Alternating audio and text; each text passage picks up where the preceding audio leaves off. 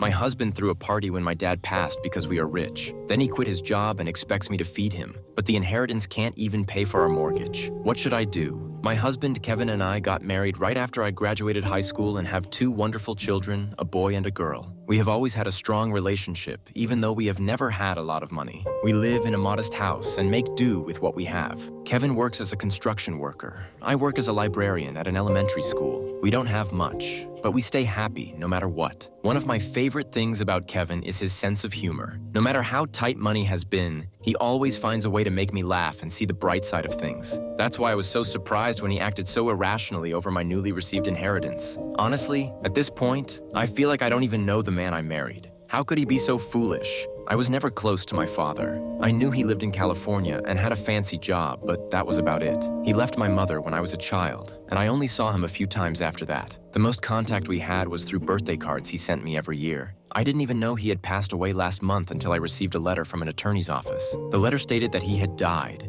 and that, as one of his heirs, I would be receiving a $300,000 inheritance from his trust. I was shocked. I was saddened by his passing only because I never got to have a relationship with him, but I was also grateful that he included me in his will. My mind started thinking about all the uses for the money. We could pay off our mortgage, clear our credit card debt, and put the rest towards the children's college funds. Our oldest would be graduating in 2 years, and I knew it would be a struggle to help pay for his college tuition. This unexpected money would lift a huge weight off our family's shoulders. The day I received the letter was also Kevin's brother's birthday. We were having a barbecue in our backyard to celebrate, and all our closest family and friends were there. I checked the mail after I got home from work, so by the time I opened the letter and went out to tell Kevin the news, he was already more than a few beers in. In his intoxicated state, he didn't show any sadness for my father's passing. Instead, he just cheered loudly, "We are rich." He started downing more drinks that our friends and family offered him, celebrating our newfound wealth. I thought it was funny at the time and figured I would talk with him more about it the next day when he had sobered up. The day after the birthday party, Kevin had already left for work before I woke up, as usual. But when I came home from work, I was surprised to see Kevin's truck in the driveway. This was strange because he usually didn't get home until around 6. Maybe he got sent home early since it was a Friday, I thought. I walked into the living room and found him on the couch watching TV, looking like he had been there for hours. I could tell he had been drinking again. I asked him why he was home so early and he laughed. "What do you mean? I've been home all day." I must have looked confused, so he explained. "I am officially retired. I quit first thing this morning," he said excitedly. My jaw dropped. What was he talking about? He just put in his notice this morning? No 2 weeks or anything? Why would he do that? Of course I freaked out and asked if he had lost his mind. He explained he quit because now we were loaded. His words, not mine. He said since we have $300,000 in the bank, he figured he could quit working and retire. My mind was reeling. I asked if he really thought he could retire on only $300,000 at the age of 40 and how we would live the rest of our lives. He explained that I would continue to work and keep our health benefits. Between my income and the inheritance money, he figured that would be enough for both of us. I was absolutely dumbfounded. I started screaming at him, asking why he didn't talk to me first and how we could have used that money to pay off our mortgage and save for our kids' college. I could tell these thoughts hadn't occurred to him, and for the first time, he looked a little regretful. It was like I was pulling him down from his magical fairy tale where we were rich, and he would never have to work again. But what I was saying was bringing him back to reality. He sat down and took a deep breath. He explained that he was just so excited at the thought of never having to go back to a construction site again that he was blinded to reality. He figured I would have been excited for him since he knows how much of a toll his work takes on him, but he realized now how insane it was to quit without asking me first. I was so overwhelmed that I just sat down and started to cry. I didn't know what was going to happen next. How could we possibly live on my small salary and our savings for the rest of our lives? How could he not realize that $300,000 is not enough to retire in this day and age?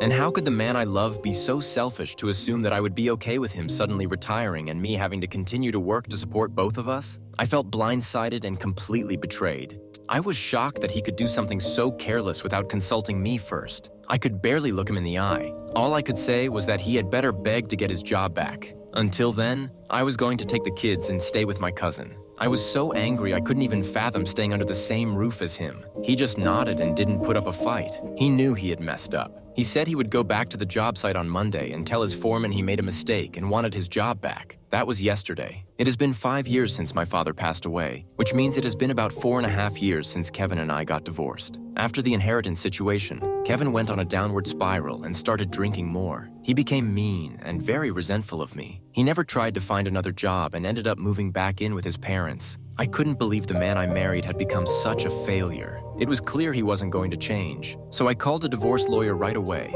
Kevin barely put up a fight, and we were officially divorced within 6 months. I never wanted to end up here, but I knew I couldn't stay with him after losing trust in him. I kept my full inheritance and was able to put both of my kids through school. It was an awful time in my life, but I know I made the right decision. We stayed at my cousin Kevin's house last night, where I vented and told her everything. She was shocked that he would do something like that. Kevin has always been a carefree, fun-loving guy, but nobody thought he was capable of this level of irresponsibility. I don't even know what to do going forward. Even if he gets his job back, I don't know how I will ever trust him again. I am so hurt that he had so little regard for me that he didn't even think to ask my opinion on this. I am also concerned that he will make more foolish decisions like this in the future. How did I end up married to someone so careless? Am I overreacting? He has been loyal to his company for almost 20 years, so I think his boss will overlook this and give him his job back. But is it wrong for me to have lost all trust in him after this one incident? I am planning on giving him the rest of the weekend to think through all of this alone. Then I will go back on Monday after work to see what happened with his job.